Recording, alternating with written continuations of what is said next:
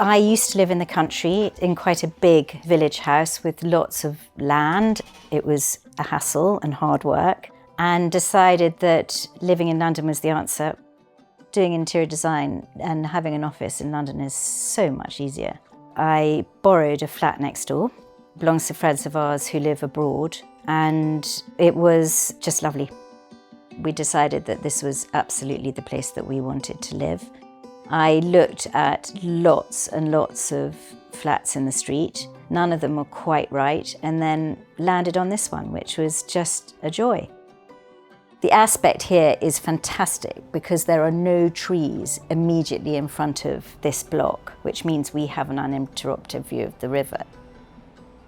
Living in a flat is so liberating, and we absolutely love the fact that we can shut the door and leave. There's so little maintenance, so little to do. You know, I've just got to remember to water the plants. The second we'd bought it, I did the layout straight away. Everything had a place. The day the builders finished, we moved in. It is full of things that came with me from my old home. Even though our children are grown up and don't live here, I wanted them to be able to come here and feel like this was their home.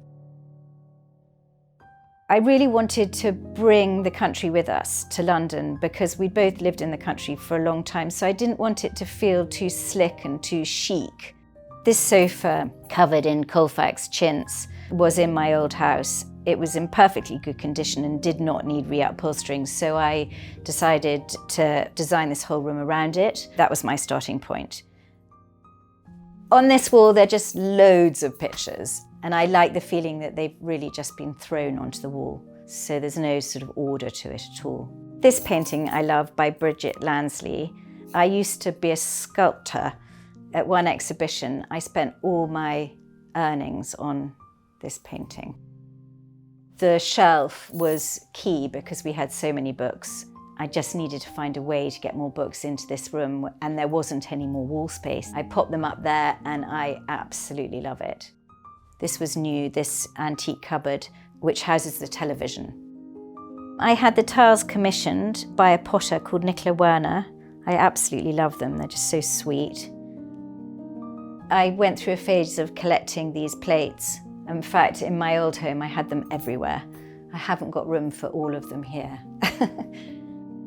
It was really important to have enough room for the children and their friends, hence the reason why we've got the two tables, and it works so well. We just absolutely love sitting in the window. It's just fantastic. The view changes every day.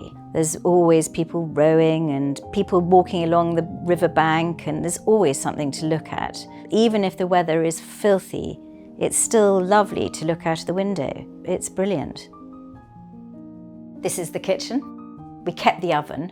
That's the only thing in the entire flat that we kept. I sort of struggled over the colours in this room for a while, and I always wanted to have off-white walls. So I was going to always do a different colour for the woodwork, for the skirting boards and for the units in the kitchen.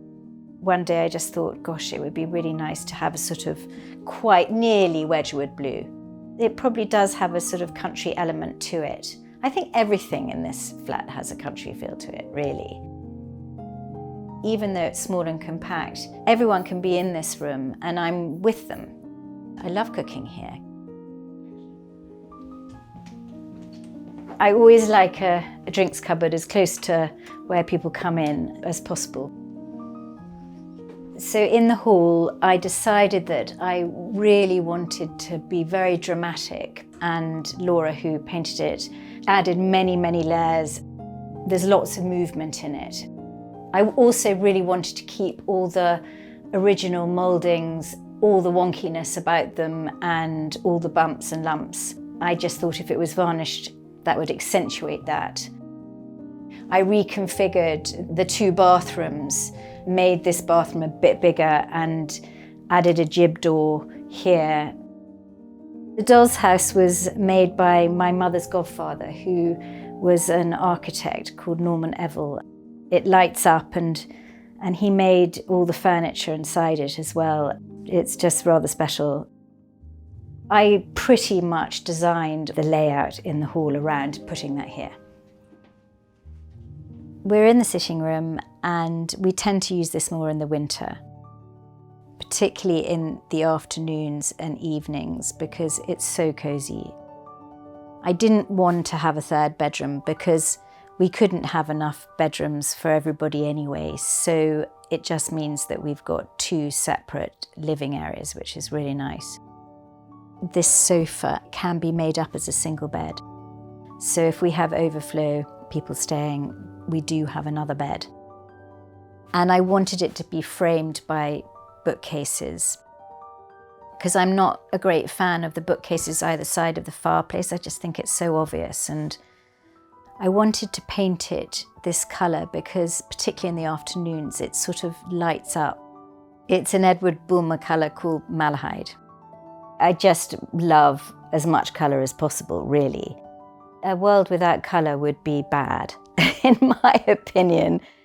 The television is in an old linen press and I've sort of slightly butchered it inside and taken out shelves, and it's a bit of a mess actually. But it is absolutely brilliant because the drawer just slides out with the television on it and obviously you wouldn't know it was in there.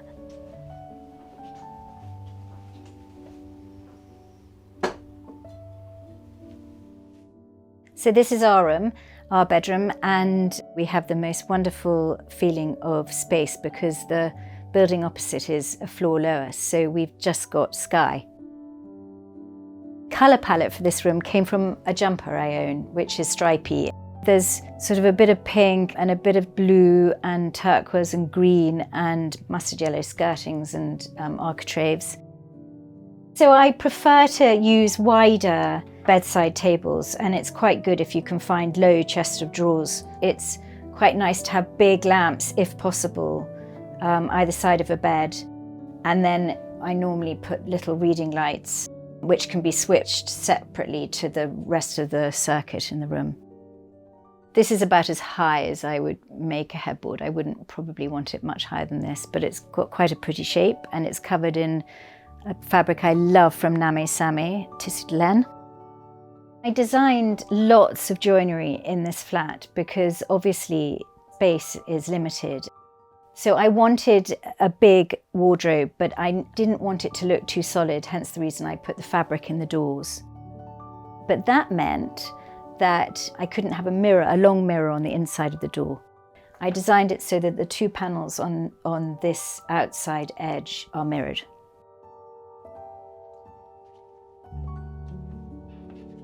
So this is the guest bedroom. We actually decided not to sleep on this side of the building, even though the river is this side and it's so lovely and it's such a lovely outlook. It is very noisy first thing in the morning with the tannoys and the rowers. The plan for this room was that I really wanted to use this Jean Monroe fabric on the headboard. I absolutely love the wallpaper. It's Hamilton Western and I just think it's so pretty. And I found this patchwork quilt, which is a bit sort of quirky and bonkers, but I think it's really cozy in here. I find the process of mixing patterns quite instinctive, but it's definitely about scale. If you end up with too many patterns the same scale, that's when they start fighting with each other. This room really started around the floor. The green Zalige tiles, I just wanted to use them and I love the shape of them. I found this chest of drawers in a charity shop and I just thought it doesn't matter if it gets wet and I'll convert it into a vanity unit. I had this chair in my old bedroom covered in this fabric, so it sort of worked in here perfectly and it's so pretty, that chintz. I collected pink lustreware from really early. I mean, I was probably about 17 when I started buying it. I still love it even after all these years. The pictures actually were framed by my mother. She used to be a framer. I'm very fond of them. I like to produce houses and homes and flats that are welcoming and have a feeling of being lived in. Every time I walk through the door, it makes me feel so happy. I love it here. You know, how could you not love this light and this view? It's just wonderful.